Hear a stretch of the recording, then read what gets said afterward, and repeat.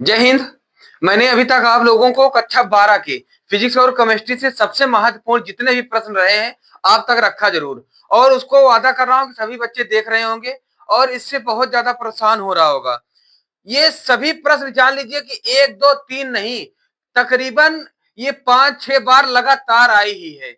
2017, 18, 19, 21, 22, 25, ये 23, 24 में आई है कई बार, है ना। बच्चे जान लीजिए ये लॉकडाउन के पहले के जितने भी बार रही हैं, 2 बार लगातार थी। लॉकडाउन के बाद से फिर ये तब से अभी तक आ ही रही है हर साल। ये इतने प्रश्न, है ना, ये ध्यान देना। और जितने भी प्रश्न इससे पहले कराया हूं ये सारे प्रश्न आ रहे हैं बार बार।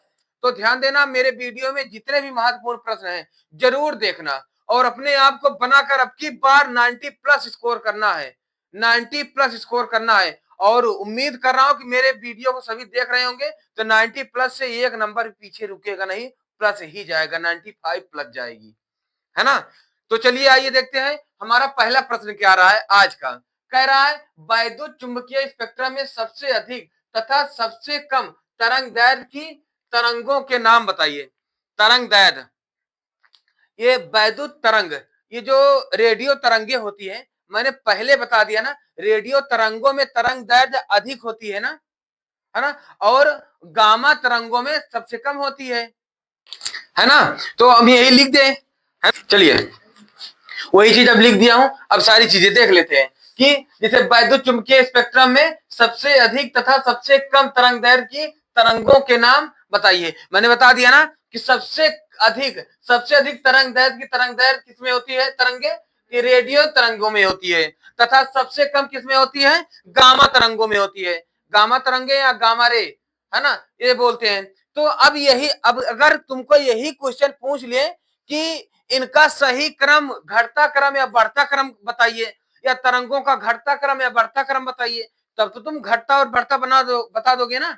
या पूछ ले तरंगों के सबसे कम तथा सबसे अधिक क्रम को बताइए, तो जो जैसे भी पूछ ले उसको तुम अपनी तरीके से बता सकते हो, है ना। एक बात जान लो, सबसे अधिक तुम्हारा तरंगे किसमें है, तरंगे ये रेडियो तरंगों में है, और सबसे कम तरंगे गामा तरंगों में है ना, गामा किरण में है। तो बस यही कर देना। अगला क्वेश्चन इसी तरह कह रहा है कि वैद्युत चुंबकीय तरंगों को स्पेक्ट्रमों की आवृत्ति के बढ़ते हुए क्रम में लिखिए। तो वही बात है ना, सबसे अधिक किसमें है, रेडियो तरंगों में, और सबसे कम किसमें है, गामा तरंगों में। फिर गामा तरंगों के बाद फिर उससे पहले एक्सरे है ना। ये बात जानते हो। तो इसका सही क्रम मैंने लिख दिया है कि रेडियो तरंगे, माइक्रो तरंगे, आवरण विकिरण, अवरक्त विकिरण और दृश्य विकिरण, पराबैंगनी विकिरण, ये सारी किरण को मैंने लिख दिया है ना। समझ गए इस बात को। तो कहने का मतलब है कि इसका क्रम तुम्हें याद होना चाहिए बस, कि ये तरंगे हमारा किस पे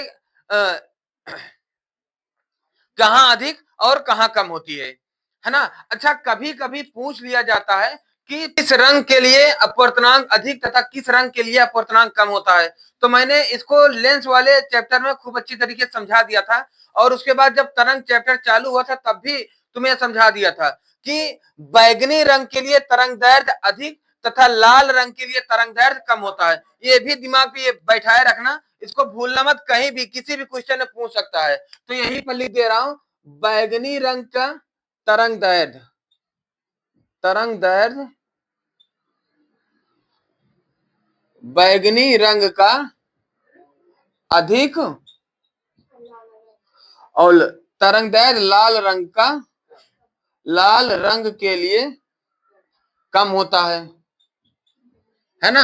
ये बात ध्यान देते रहना, है ना, समझ गए। तो इसी तरह प्रश्न किसी भी तरह से पूछ ले, है ना, और ध्यान दे लेना, मैं 100% दावे के साथ एकदम बेल बजा के कह रहा हूं, 100% कह रहा हूं कि ये क्वेश्चन, ये तीनों में से तुम्हें एक पक्का है भैया, पक्का है आया है ना। 2 नंबर, 3 नंबर, 4 नंबर, 5 नंबर, यही देगा। 2 नंबर, 3 4 5 देगा ये नंबर, है ना, समझ लिया। एक नंबर से अधिक मैंने एक नंबर में पूछ सकता है, अगर एक में पूछेगा तो यही में से 2 प्रश्न पूछेगा, 2 से लेकर 5 तक यही प्रश्न देने वाला है। हो सकता है तीनों आ गया हो, ध्यान देना, है ना। और फिर इसके बाद ये तो समझ गए। अब इसके बाद ये कह रहा है विस्थापन धारा क्या होती है। मैंने विस्थापन धारा को तुम्हें समझा दिया था ना, विस्थापन धारा क्या होती है ना। आईडी इक्वल क्या होती है, ID equal epsilon 0 D phi E upon dt, है ना, डी फाई dt। मैंने खूब अच्छी तरीके से समझा दिया था, एक बार फिर देख लेते हैं कि वह धारा जो परिवर्तनशील वैद्युत क्षेत्र के कारण अस्तित्व में आती है विस्थापन धारा कहलाती है ना। इसको खूब अच्छी तरीके से समझ गए थे। इसे आईडी से व्यक्त करते हैं, जहां ID equal epsilon 0 D phi E upon dt। Clear है इतनी बात। अब इसका ये संबंध पूछ ले, क्योंकि इसको समझा दिया था ना, है ना। क्या होता है, बंद flux B dl equal mu 0 IC plus ID, है ना, जहां आईडी क्या है, विस्थापन धारा है ना। समझ गए इस बात को। क्लियर है। इसका जल्दी से स्क्रीनशॉट ले लो, फिर हम तुम्हें और प्रश्न बताएं। देखिए ये बहुत ही महत्वपूर्ण प्रश्न है।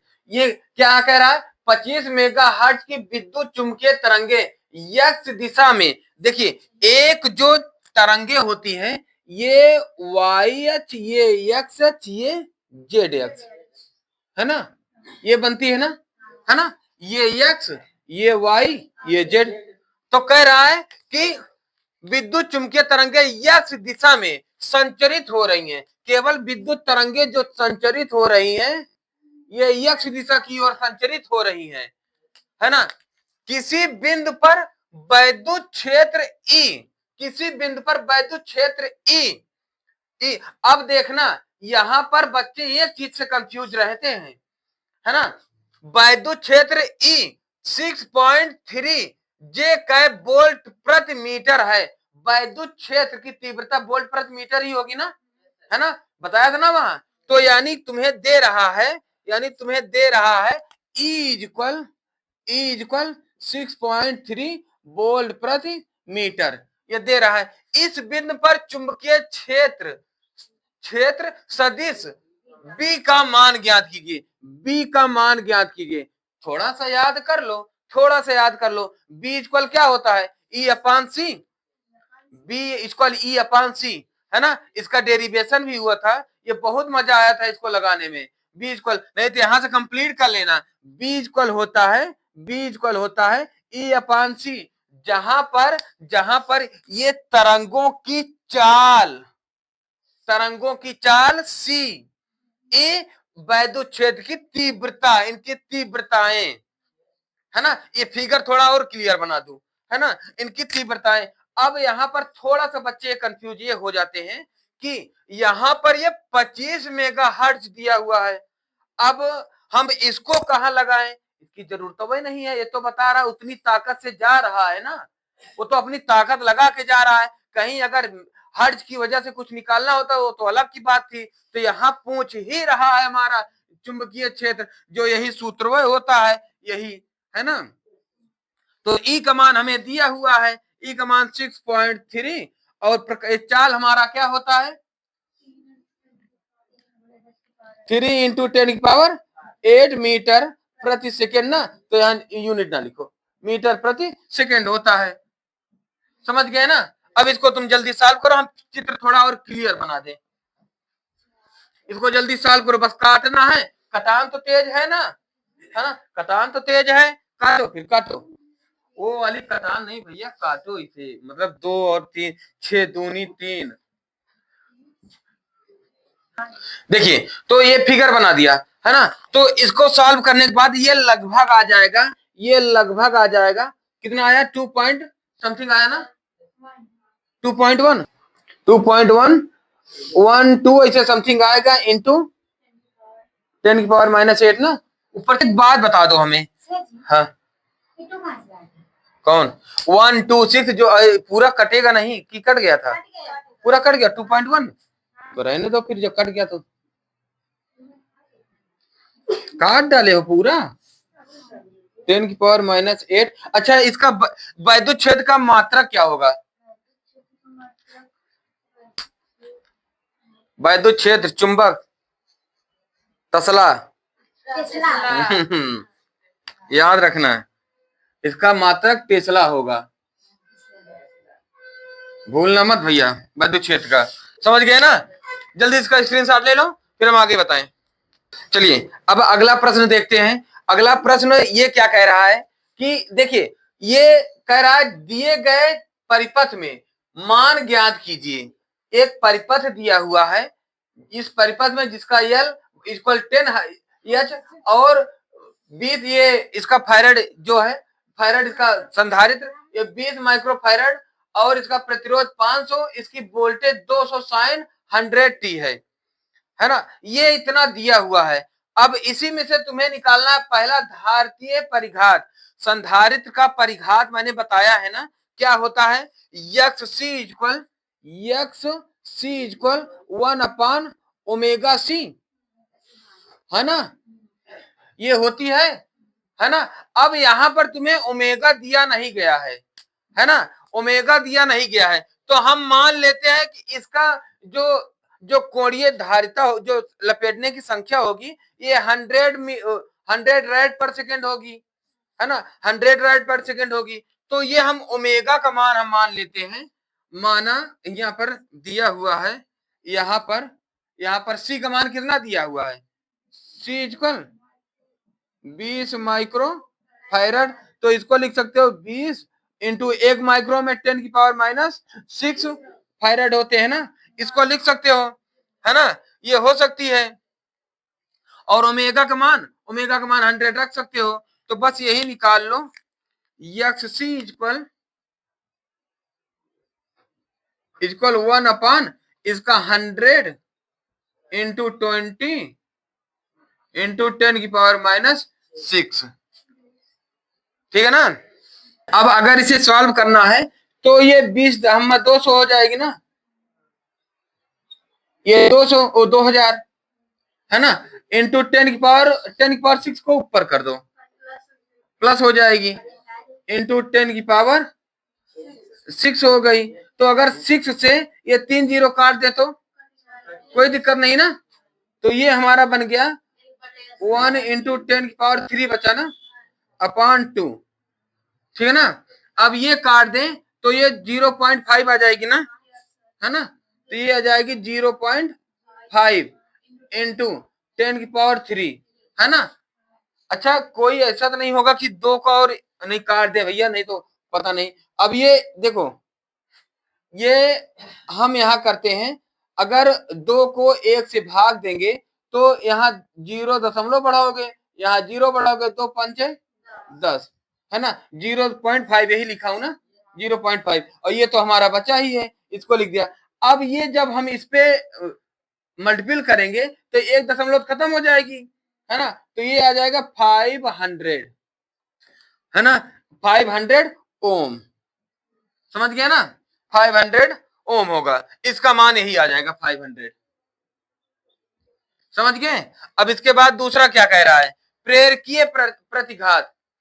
प्रेरकीय प्रतिघात का सूत्र क्या होता है, प्रेरकीय प्रतिघात एक्सएल इक्वल ओमेगा एल होता है ना, प्रेरकत की संख्या, है ना, प्रेरकत। तो एक्सएल यल इक्वल हमारा 10 दिया हुआ है, एक्स यल इक्वल होता है ओमेगा यल।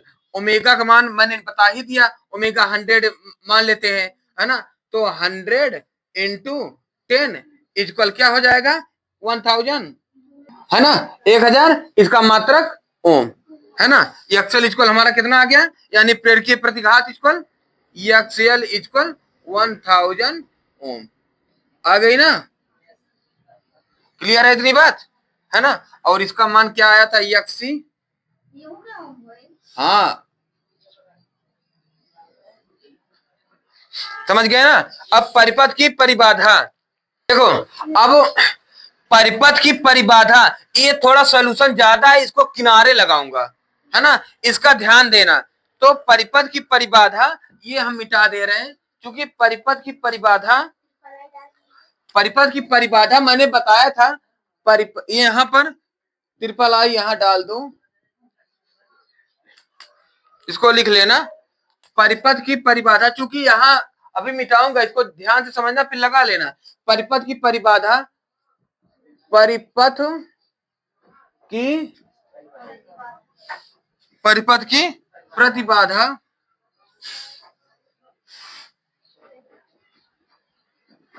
की प्रतिबाधा जेड स्क्वायर इक्वल होता है Z square equal R square plus plus एक होता है ना, हाँ,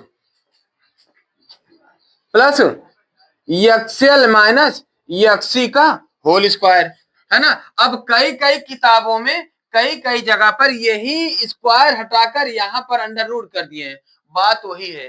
तो इस तरह बच्चे कंफ्यूज रहते हैं, इसलिए यही लगा लो, पूरा सॉल्व कर लेना, तो तुम अंडर रूट उधर कर लेना, समझ गए ना। अब देखो आर इक्वल तुम्हें दिया हुआ है कितना, 500, यहाँ पर आर इक्वल दिया है 500, है ना। और एक्सी तुम्हें कितना दिया है, एक्सी आ गई तुम्हारा 500, एक्सी इक्वल 500, और एक्सएल कितना आ गया,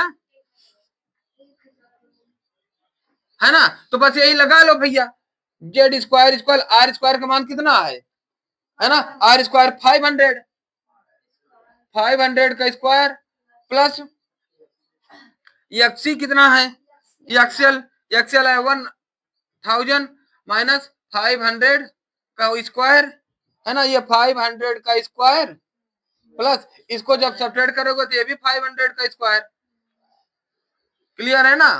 देखो अब अगर तुम करना चाहो तो एक काम कर सकते हो, ये इसका कर लो 25,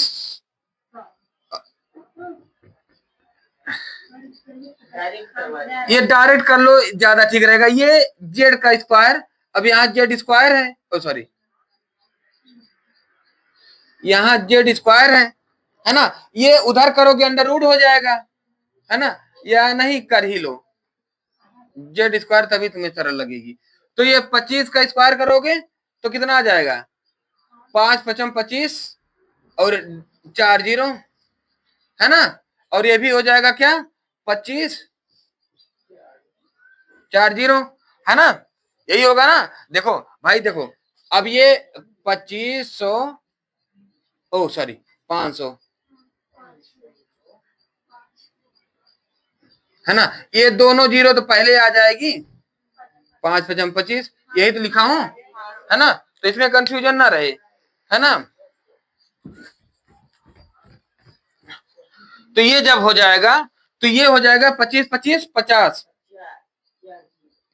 50 और 4 जीरो,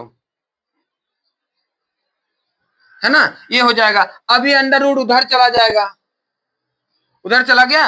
अब इसको क्या कह लो, 25 दूना 50, तो ये 500 हम बाहर कर लें, तो अगर हम 500 हम देखो यहां पर क्या कर लेंगे, जेड इक्वल ये कर दें 2500, 25 25 4 जीरो, हाँ 4 जीरो इंटू इंटू 25 दूना 50, 2 से मल्टीपल होगी ना, है ना, 25 दूना 50 होगा। तो अब ये यहाँ पर हम 500 बाहर कर लें, है ना, 500 बाहर कर लें तो ये आ जाएगा अंडर रूट 2। देखो कहने का मतलब इसको हम यही कर सकते थे, लेकिन ये देखो साफ साफ यही हो जाता है, एक बाहर कर ले हम, एक बाहर कर ले, यही कर ले, लेकिन एक एक करके दिखाया कि तुम देख लो आराम से, है ना, यही आंसर होगा, है ना। इसको जल्दी रोक के लिख लो, फिर इसके बाद हम तुम्हें, इसके बाद हम तीसरा चौथा बताए धारा और वोल्टेज के बीच कलांतर, है ना, इसको लिख लो तो इसको मिटाएंगे हम। तो इसका मान आ गया है, इसका मान आ गया है जेड इक्वल,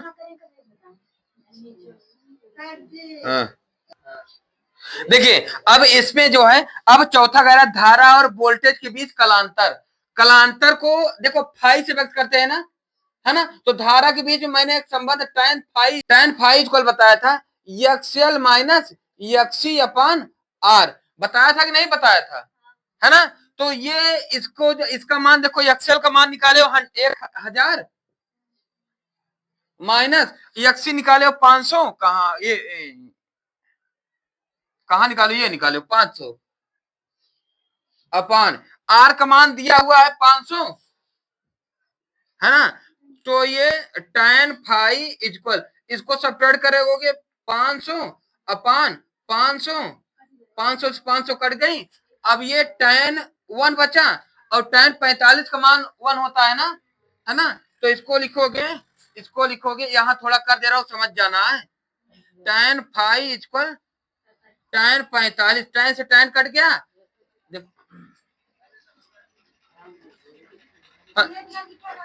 तो 5 इक्वल 45, कलांतर का मान कितना आ गया 45, है ना, कलांतर का मान 45 आ गया। तो यहां तक हमारा क्लियर हो गया, है ना। अब इसको अगर लिख लिए हो तो परिपथ में धारा का शिखर मान हम बता दें, है ना, है ना। अब इसी के साथ परिपथ में धारा का शिखर मान के लिए आई नॉट बताया गया है ना, परिपथ में धारा का I naught V naught z, है ना। तो I naught equal V naught upon z, है ना। तो V नॉट का मान क्या है, V नॉट का 200 दिया हुआ है, देखो V नॉट 200 दिया हुआ है, तो 200 अपॉन जेड का मान क्या आया है 500 अंडर रूट 2, है ना। ये 2 0 काट दो, है ना। यहाँ पर क्या करोगे, ये जो 2/5 है इंटू 1 अंडर रूट 2 कर दे तो कोई दिक्कत नहीं होगी, है ना। ऊपर नीचे अंडर रूट 2 से रेशनलाइजेशन कर दो, है ना। तो ये यहाँ 2/5 इंटू ये तो 2 हो जाएगा 1/2 इंटू ये अंडर रूट 2, ये बच जाएगी ना, ये 2 से 2 काट दो। तो इसको जब करोगे तो 0.2 इंटू अंडर रूट 2, है ना। अगर तुम्हारे बोर्ड एग्जाम में अंडर रूट 2 का मान दिए रहे तो कर देना, नहीं यही आंसर उतार देना, है ना। तो I naught equal 0.2 under root 2 यही होगा। अब धारा का मात्रक क्या होता है एम्पियर, इसका मात्रक होता है एम्पियर, है ना। समझ गए ना, इसमें कोई कठिन की बात नहीं है, तुम तो वैसे भी बहादुर हो और बहादुर कभी हालातों से नहीं झुकते। तारा टूट कर भी कभी समुन्द्र में नहीं गिरते, है ना। गिरते तो लाखों दरिया हैं समुन्द्र में, पर कोई दरिया समुन्द्र भी नहीं बनते, है ना। इस बात को याद रखना, है ना। समझ गए ना, इसका जल्दी से स्क्रीनशॉट ले लो, फिर हम तुम्हें और मजेदार तरीके से अभी केमिस्ट्री के भी सवाल, तुम्हें केमिस्ट्री के भी क्वेश्चन बताने हैं, जल्दी से स्क्रीनशॉट ले लो।